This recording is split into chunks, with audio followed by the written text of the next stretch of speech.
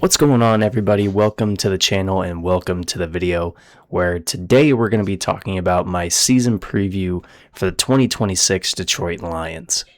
Now, if you haven't seen one of the videos I've already done for Atlanta through, at this point, Dallas, basically what I'm going to be doing here is going through a review of the 2025 offense and defense, as well as get into some additions and departures for both sides of the ball with some storylines, and then get into the schedule and finally some record predictions for 2026.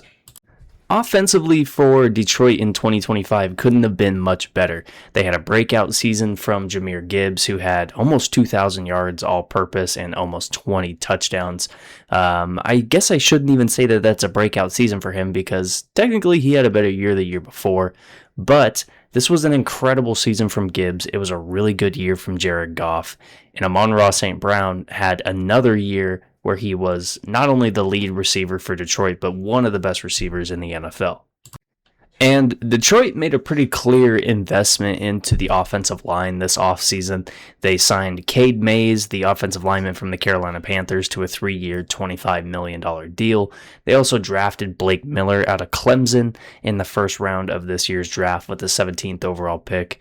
And they made a trade acquisition with the Houston Texans for offensive lineman Juice Scruggs.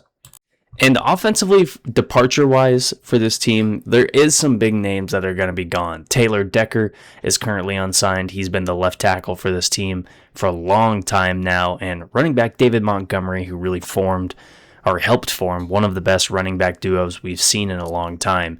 He was traded away to the Houston Texans for Juice Scruggs, a 2026 4th-round pick, and a 2027 7th-round pick. Storyline-wise, I think one of the biggest ones for Detroit is that Sam Laporta is going to be coming back from back surgery. I believe he had a herniated disc halfway through last year, and it just was something that he was not going to be able to come back from without surgery. This team was 6-3 in the first 9 games in which Sam Laporta played, and then the rest of the season after he didn't play, they were 3-5. So I think it's a pretty clear indication that this team really values Laporta. They love having him on the field, whether it's in the passing game or running game. He's just a very valuable player for this offense. Next is Isaiah Pacheco going to be a good enough replacement for David Montgomery? I didn't highlight Pacheco in my offseason signings part of this, but it's a pretty big question that Detroit's going to have to ask themselves of, is Pacheco doing enough to really warrant carries or warrant plays in place of David Montgomery? And it's not only just in place of David Montgomery. If Pacheco is on the field, he probably is replacing Jahmyr Gibbs. Is he good enough to be doing that? Because David Montgomery, for the short time that he was with Detroit, he was good enough to actually do it. The next storyline, and this is going to be kind of throughout the entire season, is can new offensive coordinator Drew Petzing keep this offense efficient? The last year with Arizona, we saw a pretty clear improvement once that team inserted Jacoby Brissett as the starting quarterback ahead of Kyler Murray. And I think if you look at this offense, it's a pretty similar group to what Petzing had in Arizona. You have 2 really good receivers. You have a really good running back. Arizona couldn't keep their running backs healthy last year. It was kind of their downfall. But and then you have a quarterback that can be really accurate. I think from what Drew Petzing was able to get out of Arizona last year, once Jacoby Brissett took over, you could see that being helpful for Detroit, whether it's plays through the air or plays on the ground. The defense last year had 2 All-Pros in Aiden Hutchinson and Jack Campbell. Both of these guys were really like Defensive Player of the Year caliber players. If there were not guys in the league like Myles Garrett, who was setting the sack record last year, there's a chance that we could have seen one of these 2 guys have their name talked about more in that award category. Aiden Hutchinson, 14.5 sacks, 35 quarterback hits, and then Jack Campbell with 170 tackles as well as 5 sacks to go on his stat sheet. Really, the biggest addition defensively for this team is the second-round draft pick Derek Moore out of Michigan. Other than that, there's not a whole lot of names you really think about on this list. Some names I think could play a really big role is someone like Roger McCreary coming over from the LA Rams. He didn't really make an incredible impact with the Rams after he got traded there last year from Tennessee, but he's a really good player. He played really well in Tennessee. And with him kind of replacing one of the guys that we're going to talk about here in a second, he could see a role as a second or third corner on this defense. Departure-wise for this defense, some decent names: Alex Anzalone, Amik Robertson, DJ Reader, and Roy Lopez. Those are all guys who played meaningful snaps for this team over the last few seasons, and they're all guys who were really big contributors for this team. They made plays, just all over the field. DJ Reader for a long time has been a real quality defensive lineman on the interior. Roy Lopez has developed into a really good player as well on the interior of the defensive line.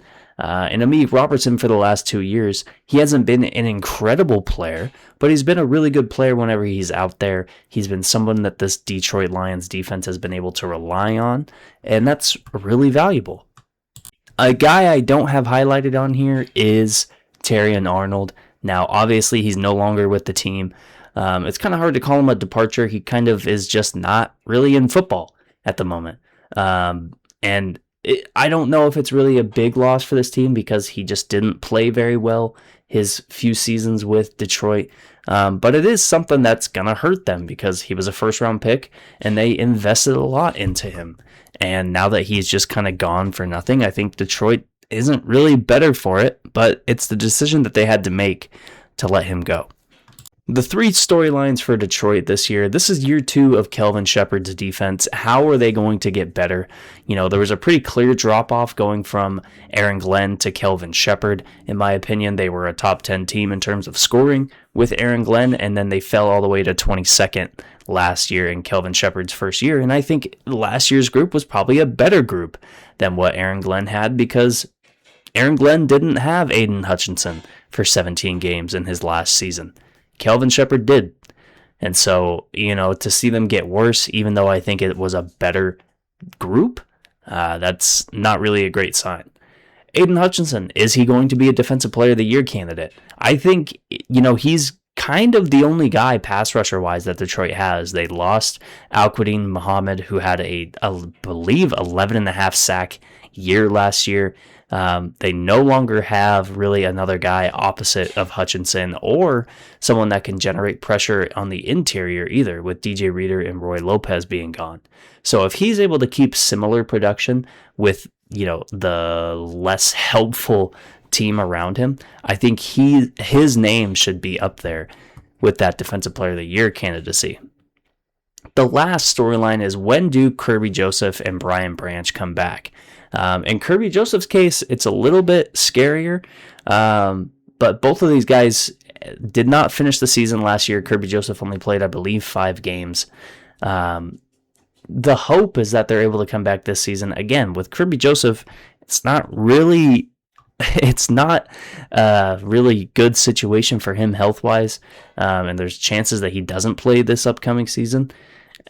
And that's really going to hurt because he's been a guy that's been incredible at taking the ball away in the passing game, and they're definitely going to miss both of these guys no matter how much time they miss. Looking at the schedule for Detroit, there's really not that many games where you look at and say Detroit is outmatched. I mean, you go to Buffalo in week 2 and you go to Chicago in week 17. I think other than that, this team really should be either favored or at least even with their opposition in terms of talent. I don't see really many games on here where they shouldn't win. Now, last year there was, I think, a similar situation, but they still did drop games to Minnesota. I think they dropped games to Chicago, and they just dropped games last year that if they would have won 1 or 2 more of those games that they should have won, they would have been in the playoffs easily. And so this year it's going to be really important for them to handle those early games, like when you have the New York Jets or when you have the Arizona Cardinals or when you have the Miami Dolphins. They need to be able to handle those games and still be able to get up for the games against Chicago or against Minnesota or Green Bay or New England. You know, they have to be able to get those early wins against the easier opponents and then look to take on the bigger fish. Now for Detroit, I think record-wise, this is easily a team that should go 9-8, like bare minimum. This team offensively is too talented not to have a winning record. And defensively, it's not like they're just a crapshoot. I mean, they have one of the best linebackers in the NFL, one of the best pass rushers in the NFL. They have defensively, I think, enough to at least stay afloat. They've done it the last couple of years, where even if guys are gone, they've been able to stay afloat. Now, it's obviously not as good of a defense with some of the departures that they had, but I think it's still good enough to make enough plays during the season and get this team into the playoffs. I think ceiling-wise, this is a Super Bowl contender in the NFC. This is a team that if everything is going right offensively, they really just need their defense to play complementary. They don't need the defense to just be taking the ball away every other possession. They don't need to lead the league in sacks. They don't need to be the best team against the run. They just need to be average, really, defensively. And everything else is going to come together if the offense is as efficient as we all think that they should be. That's going to be it for this video. Make sure you like, comment, and subscribe for future videos, and I'll see you in the next one.